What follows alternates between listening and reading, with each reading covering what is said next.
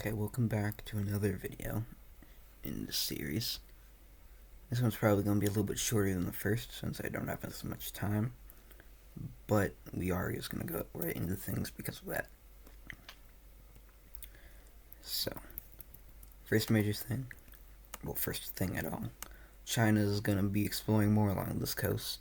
Not on the coast, they're going inland now. I don't think, no. Just take most of this land, no new major cities, they're just expanding a lot. Over here in Oman, though, they are kind of the opposite. They explore a little bit, but they take just a little bit of land along their border. Other than that, they actually just start establishing more major cities internally, which is probably a good idea.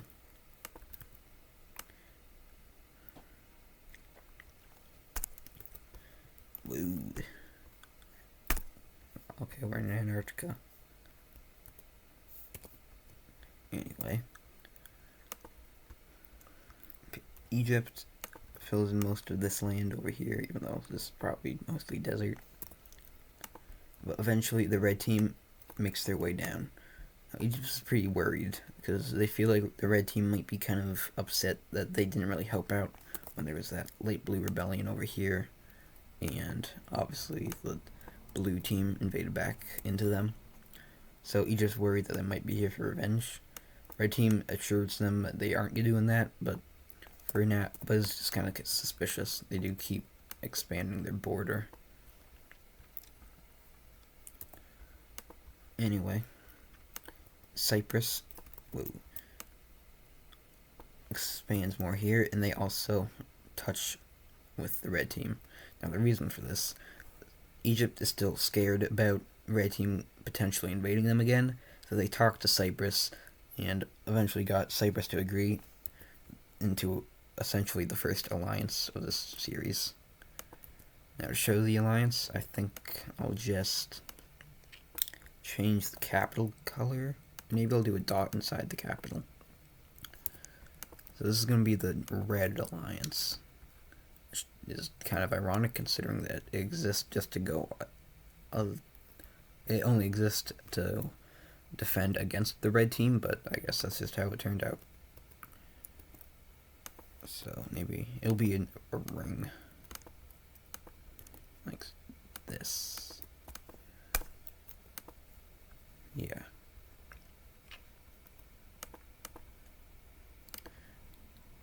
So they really want to get the blue team in on this too, but there really isn't an easy way, because if they were to, they can't just go through the red team, and if they were to go along here, then all this land is still unsettled, and the red team would probably be able to see them anyway. Something that is also just like a lot of the population going up here for whatever reason, maybe hunting or anything like that.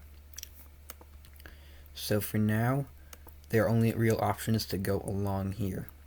So they start from the safest but closest point that they can, and they send up a good portion of their troops, or not troops, just, I don't know what you call these, diplomats, but they kind of get off course and lost. They don't even get that far. After a couple stormy nights, they get really disoriented, and eventually they start going the complete wrong way. They end up here in the northern part of Anatolia, and now they just have no idea where they are. So they try to meet back up. They try to meet back up with Cyprus, but it doesn't really work out, because if they had they still have absolutely no clue where they could be or what direction home is in, because all of this is completely unexplored, and they don't even know what their position is relative to the other countries. They have a vote where they try to figure out which direction they think the Cyprus is. Eventually they come to the conclusion that it's probably this direction. So they know that this coast exists, so because of that they start going here, and they think they're following that coast. But when they get to this thing, they're kind of confused, but they assume it's just because it's not explored yet. They go down here, just follow the coast, eventually ending up in this part of Greece. And by now they know that they must have went the wrong way, and they just have no clue at all anymore. So they give up. They feel pretty abandoned, but other than that, they decide that they can't just sit here, so they have to make their own country. So they do that and become essentially Greece. And they're pretty hell-bent on getting revenge against Cyprus. So even though Cyprus really didn't do that much against them, I mean, it wasn't really their fault either. It was just because nature happened to make them get lost. But anyway, because of that, a lot of people don't really agree. So they decide that they're going to be more peaceful. So they go down here, explore all of this, make this their own country. So Sparta, pretty much. So yeah, they're even bigger than the green team, but because there's probably more people here than there is in the green team, actually. Most people don't really care about the decision that they made to get revenge. And anyway, they're going to be down here, their capital.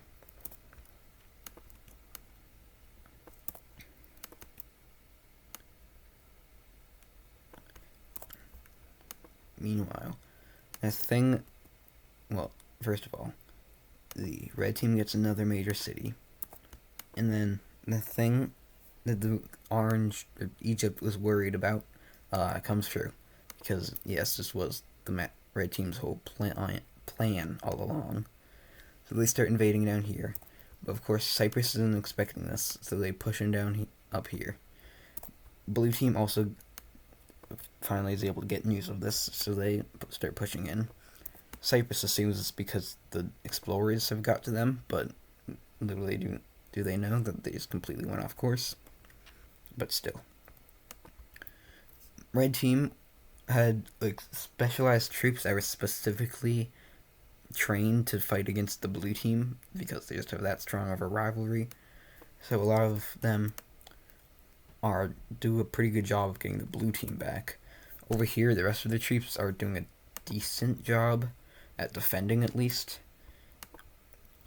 So Egypt is able to push in a little bit more, but they do mostly stop Cyprus's expansion. Cyprus is going for this major city, but they aren't able to get to there. That's what they think, though, because Cyprus is obviously a very sea-based country. So they're the first country to really have a navy. It's very simple. It's just probably some soldiers on rafts, but it is still definitely a lot better than anything the red team could have. Their best navy, quote unquote, would just be like people swimming with swords. So, not great. Anyway, with this navy, they are able to actually take this major city. No. Egypt, they start pushing up a little bit more, but things just aren't going well for the blue team. Red team sort of just spears up here, takes their capital, is easily able to capture that. A lot of chaos is happening. The blue team, a lot of people are very pessimistic, and they think they just have no chance of winning this war. They start even fighting against themselves. It's not great. But still, over here in the west, things are definitely going better, with the green, Cyprus strengthening this, and Egypt pushing more into the Arabian region. However, there's some Egyptian rebels of their own. A lot of people feel bad for these people, how they got treated, so they decide that they don't want to, because they also are kind of neglected, just kind of being this weird corner over here. They decide that they too need to be independent. They put their capital right there, and they start pushing into Egypt. Egypt have to pull back a lot of their troops, so the red team is able to push more in here. This leaves Cyprus by themselves, but Cyprus does have a lot of very competent soldiers, so they're able to push in. Meanwhile, the blue team is crumbles. I'll leave a little bit of color. Yeah, so Egypt starts just getting folded. They weren't expecting the red team to push back this hard after they took their troops out, so it's not going to plan for them at all. Eventually, the red team meets up with this lime team. Well, I don't know if this is lime. No, it's in green section. But even though they aren't necessarily working together, and the green team doesn't really like the red team that much because they think they're kind of authoritarian, they're kind of just forced to go along with it for the good, better, for what is in their eyes the greater good of getting rid of Egypt. Even though Egypt's probably a pretty non-corrupt government, but they take the Egyptian capital. The red team starts pushing along the Nile River, and their forces join up, push down here. And it goes really smoothly, which they find really strange, and that is until down here. Mostly because of this major city's inhabitants, they've built up a pretty good defense up here, where the Nile thickens, and you can see it on the map. Obviously, this just kind of dies. And at this point, those people probably ran away, so that's just abandoned. Meanwhile, Cyprus keeps pushing in the Syrian region, but their progress has definitely slowed down a lot. Then, the red team in Cyprus start to finally or not in Cyprus, but the red team and this guy, they finally manage to break the defenses and they take this major city. From there, they fully knock out Egypt and what's left of the blue team. Now, Cyprus is completely isolated, and so all of their troops focus back up to reclaim this major city. It's really not looking great, but a lot of people, remember, really hate living under the red team. So the people in the southern region decide to break off and form their own rebellion on the side of the Egyptians and Cyprus people. So they're going to join in on the anti-red team alliance, forming this major city into their capital. From there, they just start pushing up into the river valley here, getting very close to the capital, putting it under siege, really. A lot of the troops in the red team have been exhausted or just killed, so and they really don't want to fight anymore. And there's also a major loss of morale, as the generals still aren't even treating them good.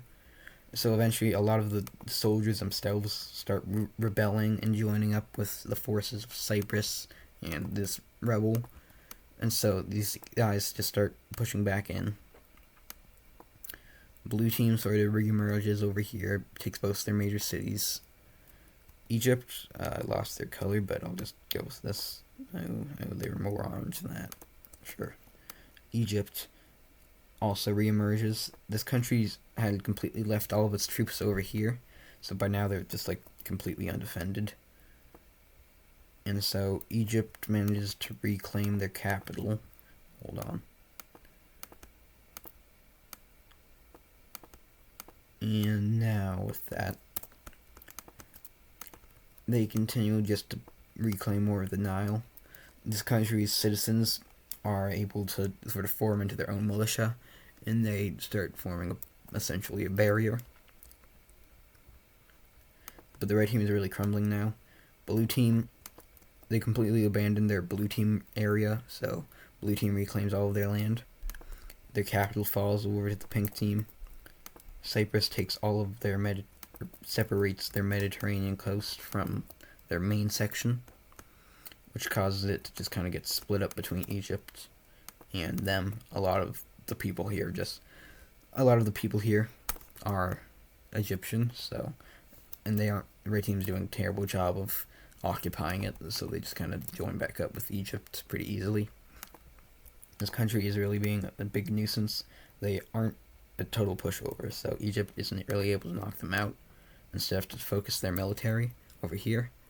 But that really shouldn't be too much of an issue, because over here the red team is just getting pummeled by all three of these nations. The new king is dead because everyone thinks he failed them. This country's too close to Cyprus, too close to Oman in color. Let me Sure. Yeah. And now the red team just falls into total panic. Lime, Cyprus, and blue team managed to sweep through their northern regions that are left, with the pink team finally finishing them off. Over here, though, Egypt reclaims some of their land against this guy, but eventually they just agreed to let them have their independence. So now we get to look at the peace treaty. So, first of all, obviously, the red team alliance doesn't really have a reason to exist anymore, so they get just kind of automatically dissolved. This country gets to keep these borders. Meanwhile, Egypt takes most of this land up here. There is definitely a lot of dispute between them and Cyprus. Cyprus feels like they did most of the work in capturing this land, so they should get it, but Egypt says that this is a lot closer to where they were focusing on before the war. But eventually they just kind of agree reluctantly to split it down the middle. It's probably like this is the debated land. Meanwhile, the blue team... Yeah, let me just make the red team exist again.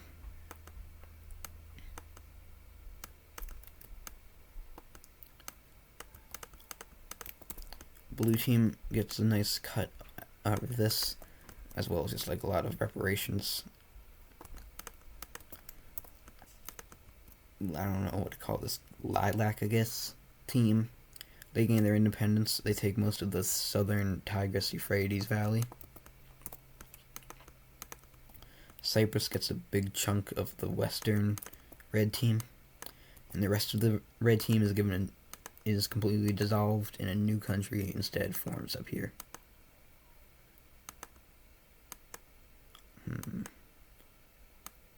That looks similar to red, what they looked like before, but sure, that works. So yeah, that major war is over. First actual, like, big war in this timeline. With that, these countries kind of start to rebuild. Well, what did I do? Okay, almost. Hello? Okay, I thought humanity was going to reset again, but they start to rebuild and advance. Blue team gets a new major city. Cyprus gets 2 more. Egypt gets 1. Even this new red team gets an extra 1 up there. So that all turned out swell. Gibraltar, unrelated, also gets a major city. They're doing pretty well. They have had a couple issues just with some of their leaders being not great, but they're kind of past that now and are able to start expanding again, taking over a lot of the Mediterranean. Meanwhile, this country, if you remember, was having a lot of trouble before, and it gets to the point where they just can't function anymore. The people here either just all die or just sort of abandon each other to go try to live out their own lives as hunter-gatherers. This country's doing slightly better. They're expanding more. They find this lake, take that over, push up here, and take a lot of this surrounding land, meeting up with that lake. Lake country keeps expanding, but they aren't able to find any new lakes. They almost find this one in the south, but they stop just short. It's gotten to the point where they think that there's not even any more lakes, so they kind of cut back on exploring. You know, and they even like force these people to move more inner to the lakes because of their weird religion. I don't even know if you could call it that. Sort of tradition, I guess. There's a lot of talk of moving the capital to this city because it's actually on the lake. They agree, but the people here say that it should be here because it's halfway in between the 2 lakes, main lakes, and eventually they win the argument and the capital stays where it is. And yeah, that's it for now. That's how the world map's looking. It's not that different from last time, except in the red team area, but still. This is because a lot of major wars happened. Well, a major war happened, I should say. And yeah, that's it for now. Goodbye.